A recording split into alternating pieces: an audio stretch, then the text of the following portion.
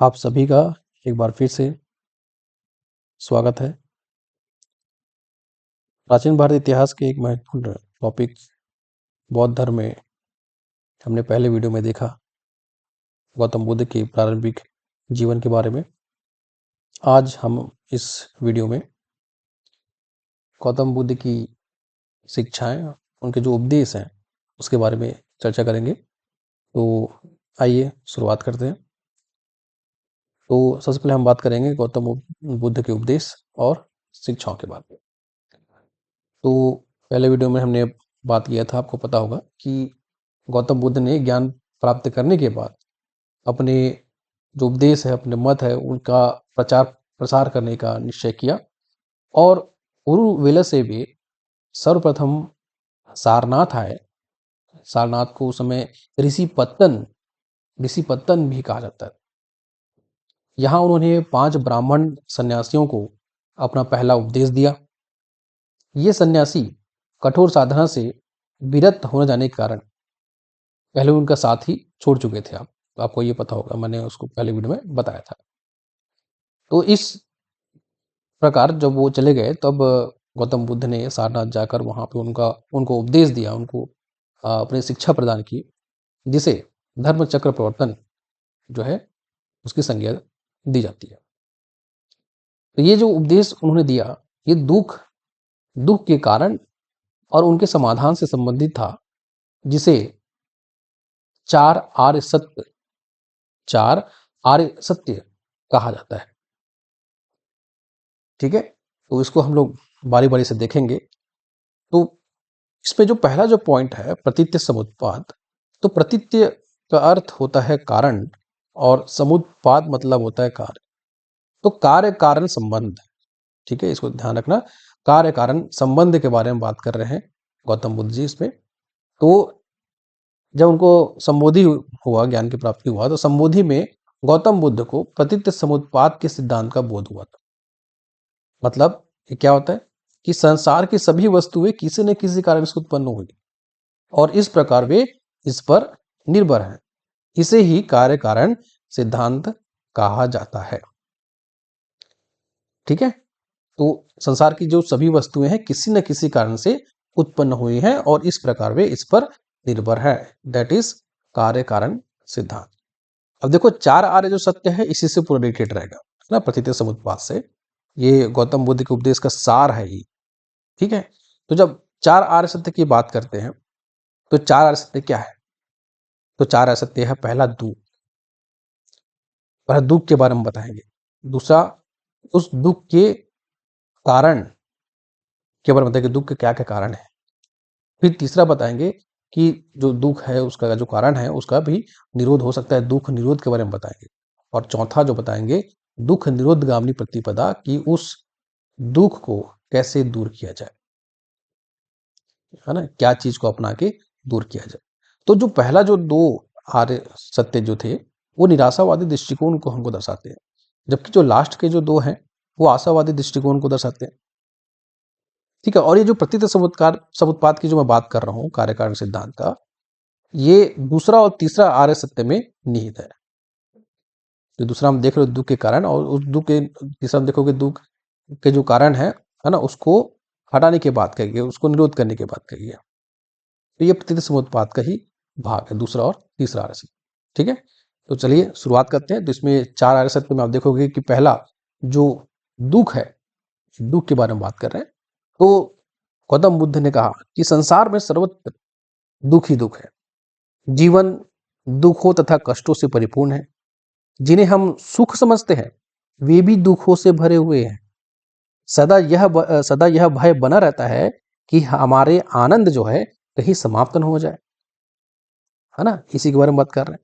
तो आनंद की समाप्ति पर कष्ट होता है, किसी से आसक्ति हो गया उससे भी दुख उत्पन्न होता है ना। और बाकी जो संसार में जो चीजें हैं, जैसे दरिद्रता है, रोग पीड़ा व्यक्ति है ना, जरा है, जरा मतलब जो बुढ़ापे में जो बीमारी है, जड़ा, मृत्यु है इत्यादि, क्या है, ये सब दुख है। तो संसार में सभी क्या है, सभी जगह दुख ही दुख है, गौतम बुद्ध जी का कहना। अब दूसरा जो आर्य सत्य बताया, दुख समुदय या दुख के कारण, तो इसने बताया कि प्रत्येक वस्तु का कोई ना कोई कारण अवश्य होता है।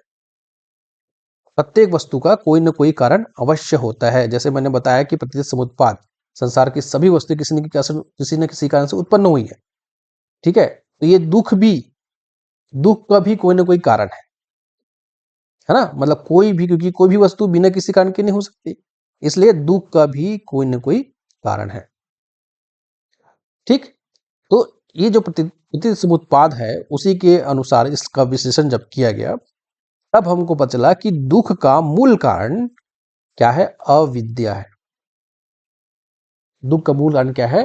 अविद्या है। और अविद्या मतलब अज्ञान, अज्ञानता है। ठीक, तो संसार के समस्त दुखों का सामूहिक नाम दिया गया है जरा मरण। जरा मरण मैंने यहां पे लिखा है, देखो, जरा मरण। ठीक है, आप देखोगे कि इसमें दुख समुदाय में इसमें टोटल 12 कड़ियां बताई गई कि 12 जो है हमारे पास यहाँ पे जरा मरण है। मतलब दुख का सामूहिक दुख है जरा मरण। जो जरा मरण से लेकर पूरा अविद्या तक टोटल 12 कड़ियां जो है इसमें आपको गिनाए गए। ये दुख का सामूहिक नाम क्या है? जरा मरण, जिसमें 12 कड़ियां बताई गई है। ठीक है, इसमें जरा मरण से लेकर अविद्या तक जो है सभी चीज आती है। मैं आपको बता देता हूँ, कोई याद करने की जरूरत नहीं है। जरा मरण होता है तृष्णा हो गया, वेदना हो गया, स्पर्श हो गया, भाव भाव मतलब शरीर धारण करने की इच्छा, जाति हो गया, उपादान हो गया, सांसारिक विषयों से लिपटे रहने की इच्छा, नाम रूप हो गया, विज्ञान हो गया, संस्कार और अविद्या। ठीक, ऐसा 12 कड़ियां यहाँ पे बताया गया। फिर आता है तीसरा जो पॉइंट है, दुख निरोध। जो मैंने बताया कि पहला जो 2 है वो निराशावादी दृष्टिकोण को हमको इंगित करता है, लेकिन लास्ट के जो तीसरा चौथा है वो क्या क्या कर रहा है? आशावादी। हमको बता रहा है कि दुख का अंत संभव है। तीसरा जो पॉइंट है, दुख निरोध की बात कर रहा हूं मैं, इसमें बता रहा है कि दुख का अंत संभव है।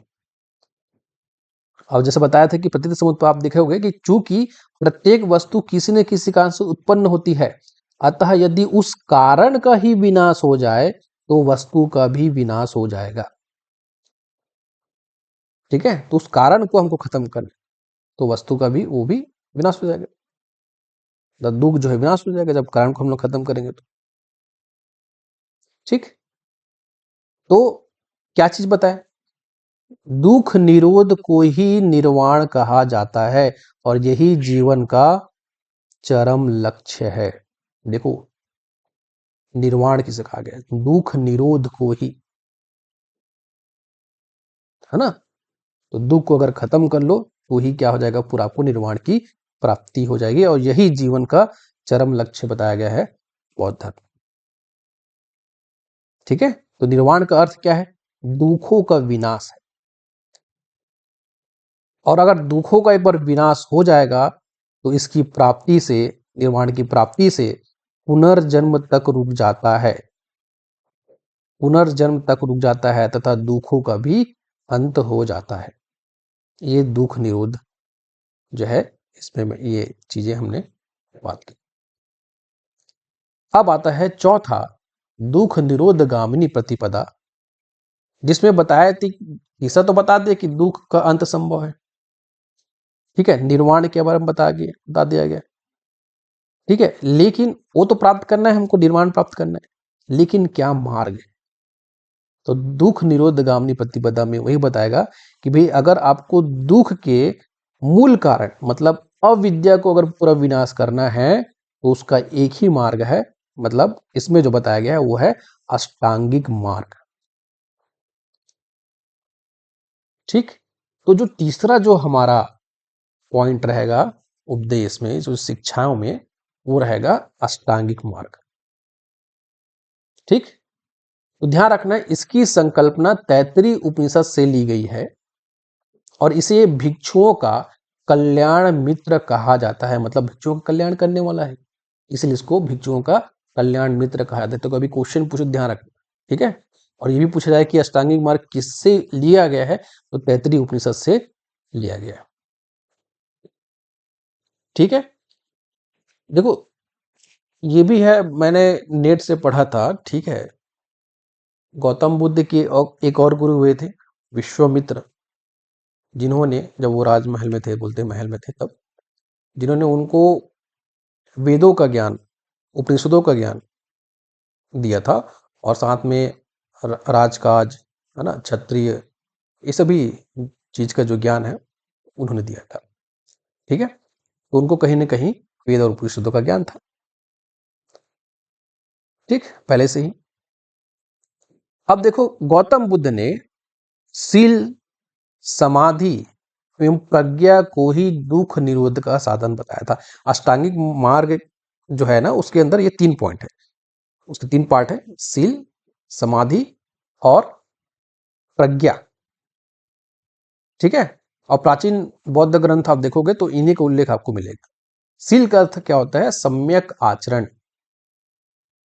समाधि मतलब सम्यक ध्यान, और प्रज्ञा का अर्थ क्या होता है? सम्यक ज्ञान। ठीक, तो आप देखोगे कि अगर आप सम्यक आचरण करोगे, सम्यक ध्यान लगाओगे, तो आपको जो है ज्ञान की प्राप्ति होगी, मतलब सम्यक ज्ञान की प्राप्ति हो जाएगी।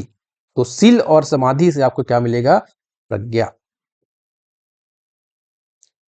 ठीक है, तो ध्यान रखना।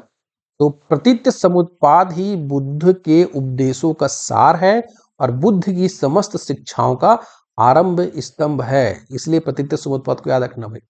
जब तक आप लोग कारण नहीं पता रहेगा तो कैसे अब ये सब निकलेगा, है ना। इसीलिए इसको आरंभ स्तंभ कहा गया। तो कभी क्वेश्चन पूछे, ध्यान रखना कि बुद्ध की समस्त शिक्षाओं का आरंभ स्तंभ क्या है, तो प्रतीत्य समुत्पाद। ठीक, देखो मैंने जो बताया, गौतम बुद्ध का कहना था कि शिलाचार से ध्यान में वृद्धि, है ना, शिलाचार से ध्यान में वृद्धि और ध्यान से ज्ञान में वृद्धि होता है। मतलब शील और समाधि मिलकर क्या बने?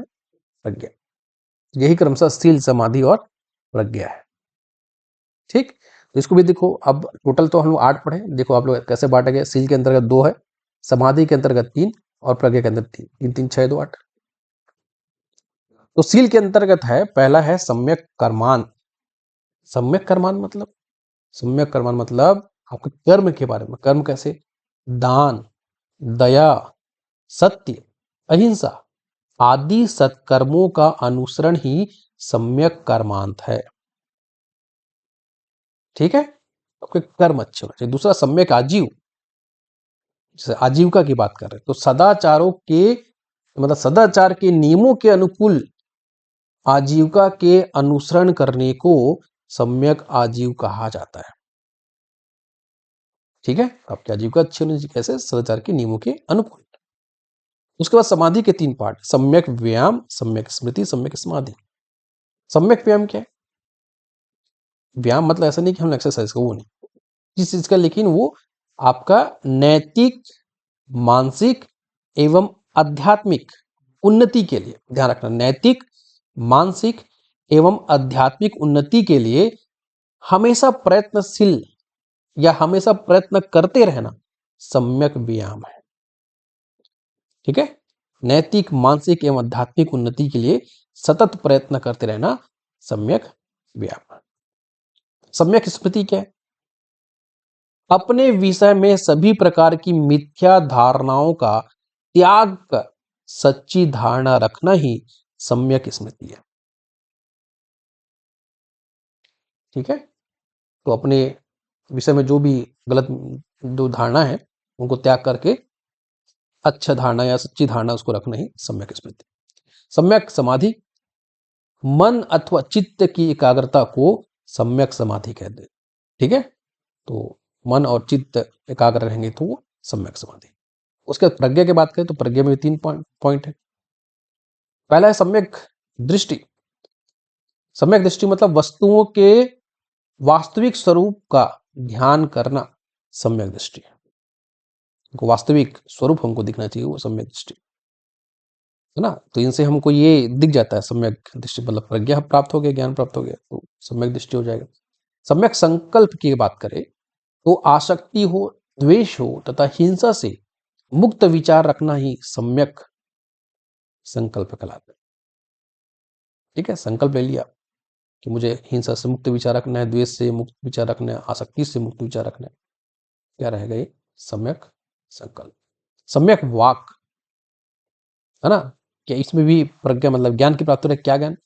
कि अप्रिय वचनों के सर्वथा परित्याग को, है ना, आपको तत्पर रहना चाहिए। तो कोई भी अप्रिय वचन नहीं बोलना चाहिए। ठीक है, तो इसको ही क्या बोलेंगे? सम्यक वाक। तो इस प्रकार आप देखोगे कि टोटल जो है 8 मार्ग यहाँ पे दिखाई देते हैं, जिसको अष्टांगिक मार्ग कहा जाता है। तो अष्टांगिक मार्ग जो है उसके 3 पार्ट है, शील, समाधि और प्रज्ञा। ठीक है, तो शीलाचार से क्या होता है? ध्यान में वृद्धि मतलब समाधि मिलता है, और समाधि से क्या होता है? ज्ञान में वृद्धि मतलब प्रज्ञा। ठीक, अब आगे आप देखोगे चौथा जो पॉइंट है मध्यम मार्ग। मध्यम मार्ग मतलब बीच का मार्ग। ठीक है, गौतम बुद्ध ने जब तपस्या कर रहे थे वही 5 ब्राह्मणों के साथ, तो आपने देखा होगा कि कैसे वो इतना कठोर तपस्या करने लगे कि एक समय ऐसा आया कि उनका जो शरीर है सूखने लगा, काया क्लेश तक पहुंच गया। तो गौतम बुद्ध को ज्ञान हुआ कि ये सही नहीं है। तो गौतम बुद्ध ने ना काया क्लेश को सही माना, है ना, ना अतिशय आसक्ति को सही माना। ठीक है, दोनों के बीच का मार्ग बताया, जिसे मध्यम मार्ग कहलाता, जिसे मध्यम मार्ग कहते हैं। ठीक है, ना ज्यादा करना है ना कम, बीच का मार्ग कोई भी चीज के लिए। तो ये मध्यम मार्ग जो है गौतम बुद्ध के प्रमुख शिक्षाओं में से एक है। पंच सिद्धांत की बात करें तो पंच सिद्धांत में सत्य, अहिंसा, अस्तेय, अपरिग्रह, ब्रह्मचर्य, इसको आप लोग एकदम याद ही रख लेना, क्योंकि जैन धर्म में भी आपको ये सब मिलेगा। ठीक है, तो सत्य है, अहिंसा है, अस्तेय मतलब चोरी नहीं करना, अपरिग्रह मतलब किसी प्रकार की संपत्ति नहीं रखना। ठीक है, संपत्ति नहीं रखना, तो ये अपरिग्रह। ब्रह्मचर्य तब जानते हैं। ठीक है, छठवा है 10 शील सिद्धांत। ये 5 के अलावा 5 और हैं। दोपहर के बाद भोजन न करना, आरामदायक बिस्तर का प्रयोग नहीं करना, मद्यपान न करना, व्यभिचार मत करना, मतलब पर स्त्री, है ना, पर स्त्री पर दृष्टि रखना, व्यभिचार, और कीमती आभूषण व वस्तुओं का परित्याग। ये टोटल जो है 10 शील सिद्धांत है। तो ये गौतम बुद्ध के जो शिक्षाएं हैं, जो उपदेश है, ये इनको आपको याद रखना है। ठीक, तो इसके अलावा कुछ मान्यताएं हैं, आप देखोगे क्या क्या मानते हैं। ठीक है, तो पहला जो पॉइंट है अनिश्वरवादी, बौद्ध धर्म ईश्वर के अस्तित्व को स्वीकार नहीं करते। ठीक है, तो ईश्वर के अस्तित्व को वो स्वीकार नहीं करते, पहला पॉइंट। दूसरा, मूर्ति पूजा। मूल सिद्धांत में मूर्ति पूजा को इन लोग नहीं मानते, लेकिन बाद में महायान ने, जब 2 पार्टीशन हो गए, महायान और हीनयान, तो हीनयान तो नहीं करते जो उनका मेन था, मूल था, है ना, लेकिन जब महायान है तो उन्होंने मूर्ति पूजा प्रारंभ किया। ठीक, तीसरा था वैदिक जो अनुष्ठान है, जो कर्मकांड है, पशु बलि है, उनका विरोध किया। चौथा, जाति पाति छुआछूत जैसा कोई भेदभाव उनकी दृष्टि में नहीं था, और यही कारण था कि उन्होंने अपने संघ का द्वार सभी जाति के लिए खोल दिया। और पांचवा था ब्राह्मण ग्रंथों द्वारा प्रतिपादित वेदों की अपौरुषेयता एवं आत्मा की अमरता के सिद्धांत को उन्होंने स्वीकार नहीं किया। आप देखोगे कि ये आत्मा को भी नहीं मानते, है ना, अनात्मवादी है। ठीक है, छठवा, पुनर्जन्म तथा कर्म के सिद्धांत को मानते थे। देखो, ये आत्मा को नहीं मानते, लेकिन ये पुनर्जन्म के सिद्धांत को मानते हैं, तो इसको ध्यान रखना, है ना। तो कर्म के सिद्धांत को मानते, कर्म के अनुसार ही जो है उनको, है ना, वैसा उनका पुनर्जन्म होगा, ऐसा बोलते हैं। ठीक है, लेकिन आत्मा के संदर्भ में देखो, आत्मा को नहीं मानेंगे, क्या होगा देखो। तो उनके अनुसार जीवन विभिन्न अवस्थाओं की संतति है, मतलब जो भी जीवन है वो विभिन्न अवस्थाओं से उत्पन्न होता है, जो एक दूसरे पर निर्भर करता है। किसी अवस्था की उत्पत्ति उसकी पूर्ववर्ती अवस्था से होती है। इसी प्रकार वर्तमान अवस्था, परवर्ती अवस्था, तो अवस्था के बारे में यह बताया गया है। ठीक है, अभी की जो अवस्था है वो पहली की जो अवस्था है उसके अनुरूप है, और अभी जो हम लोग कर्म करेंगे वो जो अवस्था है उस वो जो हमारे पुनर्जन्म में हमको दिखाई देगी। ठीक है, तो ये अवस्था के बारे में पता है, ध्यान रखने से इसको।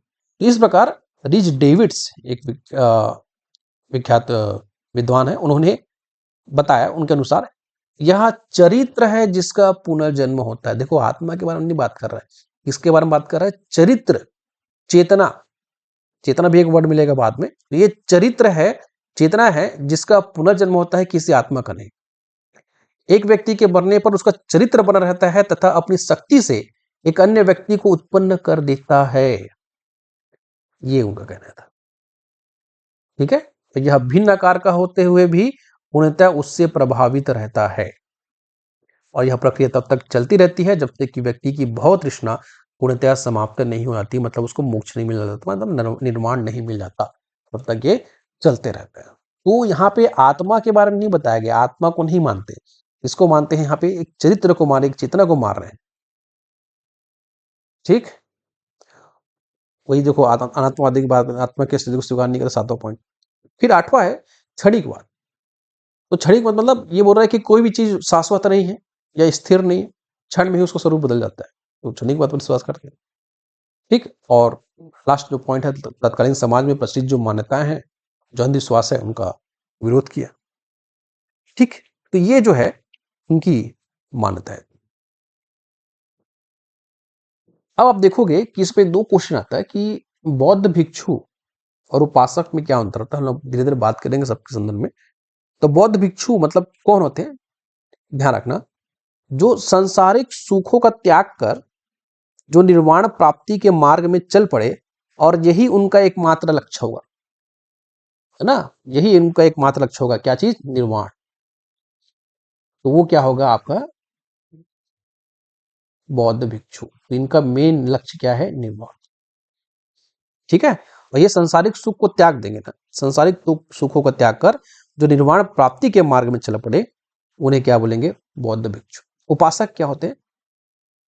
बुद्ध घोष जो हैं, उन्होंने इन्हें, उपासक को, गृहस्थों के लिए आचरण की संज्ञा प्रदान की। मतलब जो गृहस्थ जीवन में रहते हुए, है ना, गृहस्थ जीवन में रहते हुए कुछ उनमें विशेषताएं दिखाई देगी, कुछ लक्षण दिखाई देंगे, जैसे उन लोग अहिंसा, है ना, दया, सत्य, माता पिता की सेवा, गुरुजनों का सम्मान, सभी के साथ अच्छा बर्ताव करेंगे, है ना, ये जो क्या कहलाते हैं? उपासक कहलाते हैं। तो सामान्य मनुष्यों के लिए बुद्ध ने जिस धर्म को उपदेश दिया वह भिक्षु धर्म से भिन्न था, और उसे उपासक धर्म कहा जाता है।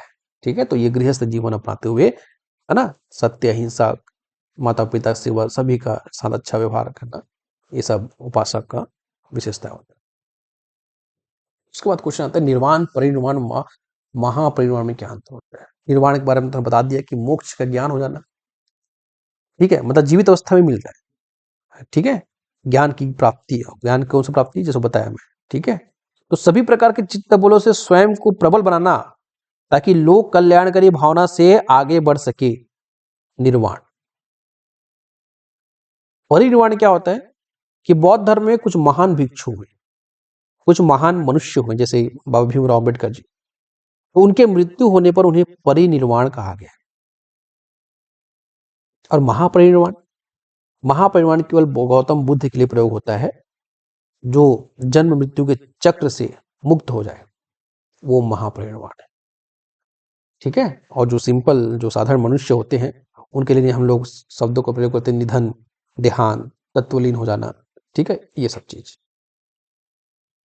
ठीक, तो मैंने ये कुछ अंतर बताया। उसके बाद अब मेन आते हैं बौद्ध संगोष्ठी या बौद्ध संगीति में। ठीक है, बहुत इंपॉर्टेंट है, बार बार इससे क्वेश्चन पूछता है। ठीक है, थोड़ा सा डिटेल रहेगा ये। इसमें आप देखोगे कि प्रथम बौद्ध संगोष्ठी या संगोती का हुआ, तो आप देखोगे कि टोटल कितना हुआ? 4 संगोष्ठी हुआ, 4 संगीति हुआ। पहला जो हो रहा है वो हो रहा है अजात शत्रु के समय। आप देखो कि ये स्थान कहाँ पे है, तो ये था राजगिरी। कहाँ पे? सप्तपर्णी गुफा। ठीक है, कब हो रहा है? 483 ईसा पूर्व में। डेट के साथ याद रखना है। संरक्षक कौन थे? अजात शत्रु। और किसके अध्यक्षता में हुआ? तो महाकश्यप के। कभी कभी महाकश्यप भी लिखा रहता है, तो इसको ध्यान रखना कि महाकश्यप याद रखना। ठीक है, अब देखोगे कि इसमें बुद्ध के प्रमुख शिष्य आनंद और उपाली, आनंद और उपाली दोनों उपस्थित थे, और इसमें बुद्ध की शिक्षाओं का संकलन हुआ तथा उन्हें सुत्त तथा विनय नाम के दो पिटकों में विभाजित किया गया। तो पहला जो पॉइंट याद रखना, इसमें विशेष क्या हुआ प्रथम बौद्ध संहिता में, इसमें सुत्त पिटक और विनय पिटक, है ना, दो पिटकों में ये विभाजित हुआ, जो बुद्ध की शिक्षाओं का संकलन हुआ था। ठीक है, तो बुद्ध की शिक्षाओं का संकलन दो भागों में हुआ, सुत्त पिटक और विनय पिटक। तो आनंद जो है उनको सुत्त पिटक, है ना, उसके प्रमाण माने गए, और उपाली को विनय पिटक का प्रमुख माना गया। सुत्त पिटक में आप देखोगे क्या चीज की जानकारी मिलता है, तो धर्म के सिद्धांत के बारे में जानकारी मिलता है। विनय पिटक में आचार के नियम कानून जो है हमको देखने को मिलता है। ठीक, ये जो है सुत्त पिटक विनय पिटक की रचना हुई, है ना, इसका यहाँ पे जो बुद्ध के जो शिक्षाओं का जो संकलन हुआ उसमें।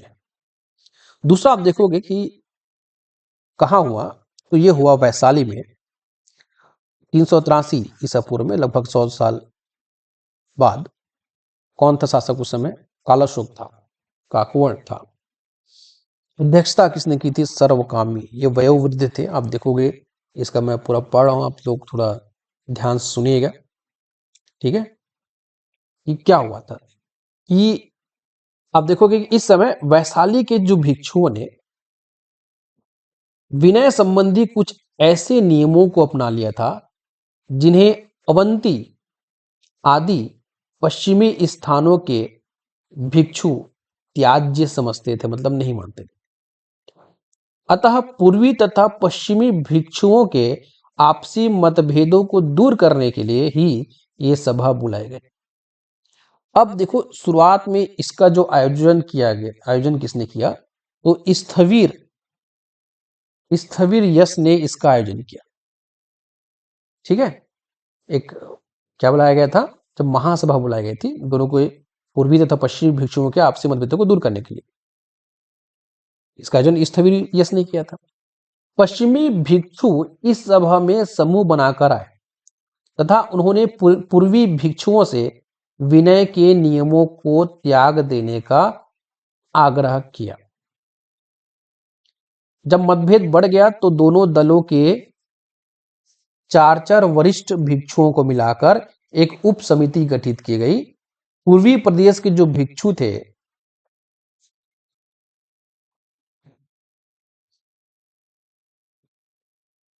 ठीक है, पूर्वी प्रदेश के भिक्षु में हमको सर्वकामी, साल, है ना, आप देखोगे कुछ महत्वपूर्ण नाम मिलते हैं, लेकिन उसको याद करने की जरूरत नहीं है। ठीक, सर्वकामी है, साल है, ये सर्वकामी वही है ना, ध्यान रखना। तो सर्वकामी हो गए, ये पूर्वी प्रदेश के भिक्षु थे। सर्वकामी, साल, क्षुद्र शोभित और वार्ष वार्षभ ग्रामिक।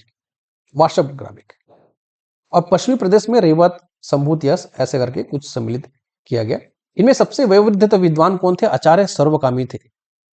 अतः उन्हें ही महासभा तथा उप समिति का अध्यक्ष मनोनीत कर दिया गया। तो देख रहे हो कि पूर्वी और पश्चिमी भिक्षुओं के जो मतभेद है उनको दूर करने के लिए ये सब काम किया गया था। तो इस समिति ने पर्याप्त विचार विमर्श करने के बाद इन नियमों को महासभा में धर्म विरुद्ध घोषित कर दिया। ठीक है, अब कौन कौन से नियम थे? अब देखोगे कि नमक संग्रह, दोपहर के बाद भोजन करना, खाने के बाद छाछ पीना, ताड़ी पीना, गद्दर बिस्तर का प्रयोग करना, ठीक है, सोने चांदी का दान लेना, किसी कार्य को कर लेने के बाद संघ की अनुमति लेना, एक ही क्षेत्र में विभिन्न स्थानों पर सभाएं करना आदि थे। ठीक है, तो इनको धर्म विरुद्ध घोषित कर दिया। अब ऐसा क्या होता है कि पूर्वी भिक्षुओं ने, जिन्हें वज्जी पुत्र कहा गया, पूर्वी भिक्षुओं को वज्जी पुत्र कहा था, इस निर्णय को स्वीकार नहीं किया तथा उन्होंने दूसरी महासंगति बुलाकर इन नियमों को धर्म संगत घोषित करते हुए स्वीकार कर लिया। ठीक, इसके फलस्वरूप भिक्षु संघ 2 संप्रदायों में विभाजित हो गया। परंपरागत विनय में आस्था रखने वालों का संप्रदाय स्थविर या थेरावादी तथा परिवर्तन के साथ विनय को स्वीकार करने वालों का जो संप्रदाय है वो महासांघिक या सर्वास्तिवाद कहा गया। ठीक, तो देखो यही बाद में ना हीनयान महायान में इसका पार्टीशन हो जाएगा। तो देखोगे कि जो प्रथम जो था जैसे स्थविर और थेरावादी, उसका जो नेतृत्व जो करेगा वो करेगा महाकच्चायन। महाकच्चायन, ठीक है, इसको ध्यान रखना, ये स्थविरवादी का। और महासांघिक का कौन करेगा, तो वो महाकश्यप, ठीक है, महाकच्चायन और महाकश्यप को ध्यान रखना, ठीक है। तो बौद्ध संघ का जैसे बताया कि अब विभेद बढ़ता गया और कालांतर में दोनों संप्रदाय 18 उप संप्रदाय में विभक्त हो गए। देखो और विभक्त हो जाएंगे, आप एक समय देखोगे कि 62 उप संप्रदाय आपको देखने को मिलेगा, ठीक है। तो कुछ कुछ बातों को लेकर ही उसके बाद जो तीसरा जो बौद्ध संघ होता है कहाँ पे, पाटलिपुत्र में 250 ईसा पूर्व में सम्राट अशोक के नेतृत्व में, और अध्यक्षता कौन थे, मोगलीपुत्र तिष्य कर रहे थे, ठीक है। अब इसमें मोगलीपुत्र तिष्य में देखोगे कि स्थविर संप्रदाय का ही बोलबाला था, क्योंकि मोगलीपुत्र जो है स्थविरवादी ही थे। तो मोगलीपुत्र ने महासांघिक मतों का खंडन करते हुए अपने सिद्धांतों को ही बुद्ध के मौलिक सिद्धांत घोषित किए, और उन्होंने एक ग्रंथ का संकलन किया। उस ग्रंथ का नाम था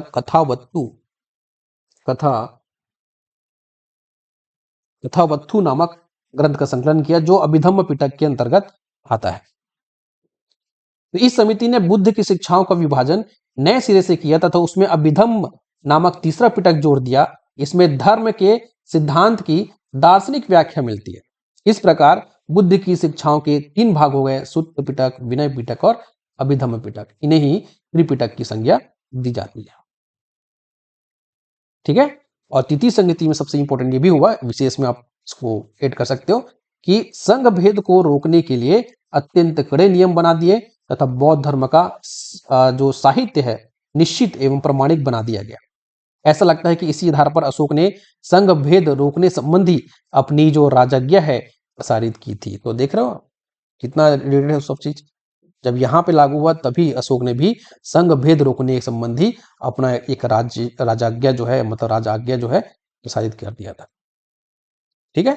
और उसके बाद है चौथा, जो कश्मीर में होता है प्रथम शताब्दी ईस्वी में, कनिष्क के समय, ठीक है। तो इसकी अध्यक्षता वसुमित्र ने की और अश्वघोष इसके उपाध्यक्ष थे। इन सभा में अब देखो महासांघिकों का बोलबाला था। यहां बौद्ध ग्रंथ के कठिन अंशों पर सम्यक विचार विमर्श किया गया तथा प्रत्येक पिटक पर भाष्य लिखे गए। कनिष्क ने भी क्या किया, इन्हें ताम्र पत्रों पर खुदवाकर एक स्तूप में रखवा दिया। त्रिपिटकों पर लिखे गए इन भाष्यों को ही विभाषा शास्त्र कहा जाता है, ठीक है। तो अब देखोगे कि एक आपको मिलेगा विभाषा शास्त्र। विभाषा शास्त्र क्या है, त्रिपिटकों पर लिखे गए भाष्य विभाषा शास्त्र का। और इसी समय आप देखोगे इन लोग किसके पक्ष कर रहे हैं, महासांघिकों का, है ना।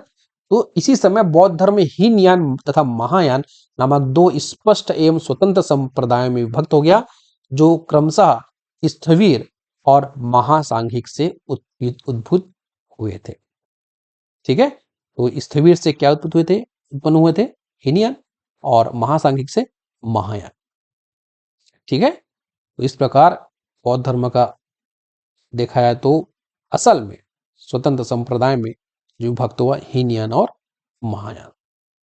तो ये था आज का जो टॉपिक है जो हमने कवर किया। आगे के लिए बने रहिएगा, तब तक के लिए धन्यवाद।